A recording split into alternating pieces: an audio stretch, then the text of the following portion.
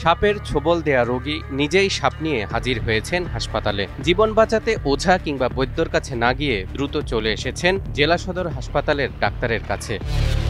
এ কোনো যেন-তেন সাপ নয়, বিষধর খোয়া গোখরা। এটি ভারতীয় উপমহাদেশের অন্যতম বিষধর সাপ, যার গুরুতর কামড়ের ক্ষেত্রে শ্বাসকষ্ট বা কার্ডিয়াক অ্যারেস্টের মতো বিপদ দেখা দেয়।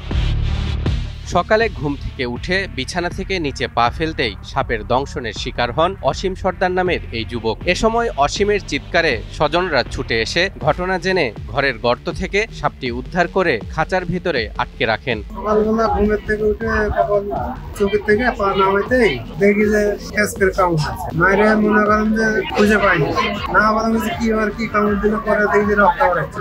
পরে সাপ দিয়ে রক্ত বার করছে, করার পর সামনে আবার সালি কাম ছিল, সেখানে আবার দেখি যে রক্ত আছে। পরে পুড়ে দেখি পেশা আছে রক্তের মধ্যে। সাপের ছোবল খাওয়া রোগী অসীম সর্দার নাটোরের নলডাঙ্গা উপজেলার মোমিনপুর সর্দারপাড়া এলাকার দিনু সর্দারের ছেলে। 14 আগস্ট বৃহস্পতিবার সকাল 6টায় সাপের কামড় খেয়ে সকাল 10টায় এসে নাটোর সদর হাসপাতালে ভর্তি হন তিনি। হিরন আরও মিনারেল ওয়াটার মাত্র 50 পয়সায় প্রতি লিটার।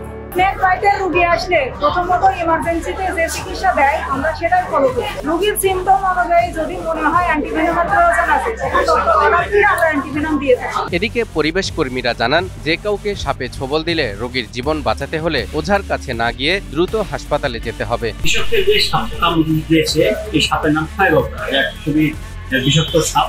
যদি বিষাক্ত সাপ কামড় দেয় তাহলে দ্রুত ওঝার কাছে না নিয়ে দ্রুত হাসপাতালে নিতে হবে।